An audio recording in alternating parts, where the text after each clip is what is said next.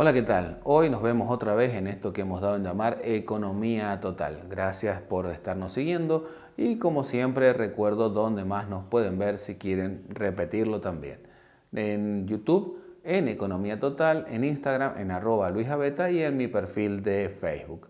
Bueno, noticias que estamos viendo, que estamos viviendo y anticipando. El aumento de tarifas, la segmentación, la quita de subsidios. ¿Tienen o no tienen efecto en la inflación? Bueno, sí, van a tener un efecto en la inflación prolongado en el tiempo, dividido en el tiempo, desde el mes que viene, desde septiembre hasta marzo. Recordemos que hay gente que va a perder ese subsidio, esa ayuda que le daba el Estado y va a tener mayores costos. Si ese mayor costo lo traslada a su producción o lo traslada a algún servicio que tiene, vamos a estar acelerando un poquito la inflación. Bueno, a eso nos referimos con el efecto que va a tener en la inflación, no solamente en el bolsillo del usuario que va a tener que pagar mucho más. Bien, a ver, ¿cuánto es ese efecto que han estimado las empresas consultoras que han sido convocadas para ello? Alrededor de un 4,3% prorrateado de acá a marzo, donde el máximo impacto lo va a tener en el mes de marzo con un 2% sobre el porcentaje del IPC.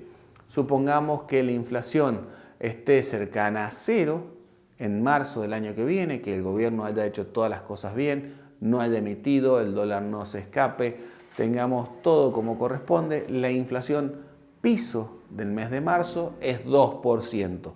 ¿Por qué? Por el efecto arrastre del incremento de tarifas y sin contar todavía que el combustible, las naftas, están atrasadas un 25% como mínimo, que se va a ir ahora actualizando conforme a la inflación y un poquito más para tratar de compensar ese atraso. Bueno, ¿cómo están segmentadas esas inflación en función de la energía o del gas o del agua o de las expensas? Recordemos que los estudios básicamente lo hacen las consultoras en Buenos Aires y para que tengamos presente el punto más importante donde se mide, obviamente también es Capital Federal. Y para que tengamos presente, les comento cuáles son las cifras estimadas para el importe que refleja cada una en el IPC. Para empezar, la energía equivale al 1% en los 4 meses, pero también el gas equivale al 1%, se mide en función del agua en Buenos Aires, que también tiene un aumento con quita de subsidios del 0,4%, y también las expensas, que también tenemos edificios acá, van a estar afectando cerca del 1,3%. ¿Por qué? Porque recordemos que a los consorcios directamente desde ya se le quita el subsidio, no se puede hacer presentaciones, así que la próxima boleta de luz, de gas y de agua que tenga un consorcio va a venir ya sin el subsidio y puede llegar a ser del doble o del triple allá para marzo, no ahora. En el medio se va a ir sacando de a poco el subsidio, no va a ser sácate, sino va a ir de a poquito. Pero lo vamos a estar viendo y a eso recordemos que también se va a ir compensando el valor de la tarifa. Va a haber un aumento aún más alto porque se quita el subsidio y sobre el monto ya sin subsidio están autorizados ya los aumentos conforme al aumento de costos que han tenido las empresas para la generación de la energía eléctrica o para el transporte y la producción de gas. Así que esto es para tenerlo en cuenta y no descuidarse, sobre todo porque ese límite de 400 kilovatios hora realmente es muy poco.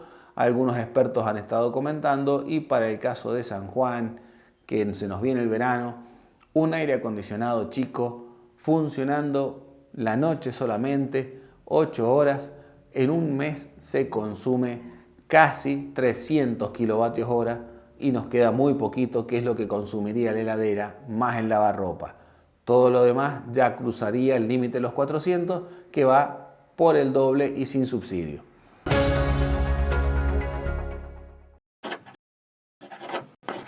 Cada vez que un profesional firma, hay toda una institución que lo avala. Eso es una garantía de responsabilidad y una tranquilidad para usted y su empresa. Contrate siempre a un profesional matriculado. No cuesta más, vale más. Consejo Profesional de Ciencias Económicas de San Juan. El consejo que suma.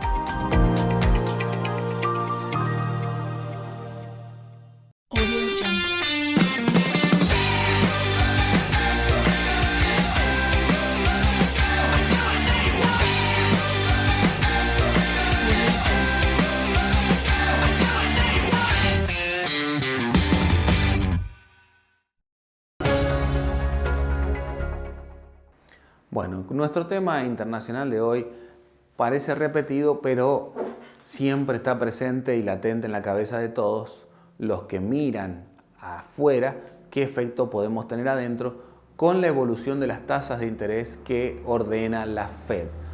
Se esperaba, después de que se supo que la inflación estaba controlada en el mes pasado, en Estados Unidos se clavó en el 8,5% interanual, cuando ya se iba al 10%. Hubo una quita de impuestos a los combustibles, con eso lograron frenar. Lo mismo pasó en Brasil. Bueno, resulta que en el medio, obviamente, siempre que hay inflación, venimos hablando de que se sube la tasa de interés para que los pesos salgan del consumo, vayan al ahorro, y restringiendo la demanda se reduzca el precio de la oferta. Recordemos clásica historia de la oferta y demanda, y con eso se frene la inflación. Bien, siguiendo ese procedimiento es que el Banco Central norteamericano y el europeo un poco después han ido subiendo las tasas. El norteamericano de 0 ha llegado a 2,25. En este momento se espera que para el mes que viene de septiembre los analistas de una gran corporación como es JP Morgan, que sabemos que nos tienen medidos continuamente con riesgo país y con nuestras variables económicas, las conocen completamente, avisan que la Fed está pensando seriamente en otra, lo que ellos le llaman mega suba de tasa. Mega suba para Estados Unidos es el 1%, no el 10% que tuvimos la semana pasada en Argentina. Es el 1% anual, y ese 1% llevaría las tasas de interés de Estados Unidos a un poco más de 3%. ¿Qué significa eso? Más restricción para el crédito de las grandes empresas y más restricción para los consumidores norteamericanos, que son de gastar mucho y hacia adelante, endeudarse bastante. Pero por ahora no se ha sentido, y el efecto que está teniendo la redinamización de la economía es nada más y nada menos que pleno empleo en Estados Unidos, muy alta tasa de empleo también en Europa, así que la recesión se ve, pero solamente se ve en los márgenes generales del PBI o Producto Interno Bruto, como le dicen afuera, pero no se ve en el desempleo. ¿Por qué? Porque la cantidad de gente que pide trabajo es menos. Y ahora voy con el segundo tema. El segundo tema es que existió desde el año pasado, desde septiembre del año pasado, lo que le han dado en llamar los escritores, sociólogos que lo están estudiando no solamente en Estados Unidos, también en Europa, en México, también ha afectado un poco a la Argentina, pero no mucho, lo que se llama la gran renuncia. ¿Qué es la gran renuncia? Como consecuencia de la pandemia, mucha gente empezó a trabajar por teletrabajo, mucha gente se vio muy afectada por el encierro, recalculó su forma de vida y decidió cambiar. Y el primer cambio para millones, estamos hablando de 33 millones de trabajadores norteamericanos, fue la renuncia a su trabajo. Francia, otro de los países estudiados, la cantidad de gente que renunció superó el 500.000, y México, para que nos vengamos un poco más cerca, la cantidad de gente que renunció a su trabajo para cambiar, para mirar el mundo desde otro punto de vista, llega casi a los 800.000 personas. ¿Cómo se puede dar esto? Esto se da simplemente porque el régimen, la legislación laboral, es mucho más simple en estos países que la que tenemos nosotros.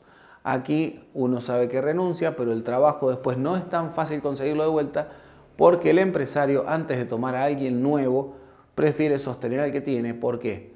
Por los costos que puede tener si lo tiene que despedir, si no lo conoce. Entonces ahí es donde tenemos un problema severo en nuestra legislación laboral. No convalida un crecimiento, no convalida la posibilidad de tomar personal rápidamente.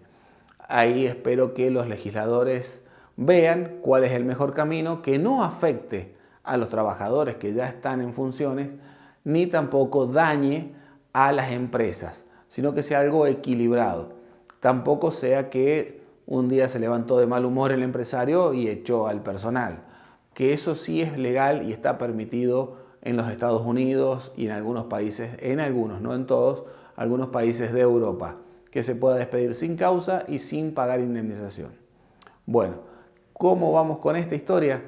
Esta gran renuncia ha hecho que haya una tremenda movilidad laboral y, como dije en el programa de ayer y hace un rato, la economía norteamericana, a pesar de estar en recesión, está en un régimen de pleno empleo.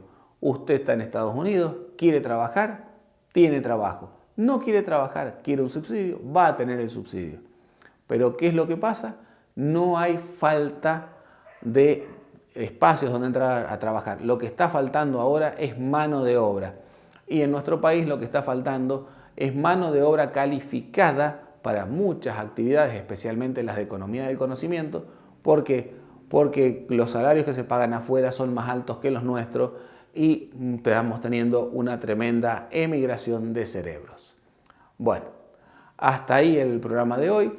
Espero que les haya servido y lo hayan disfrutado. Nos estaremos viendo mañana.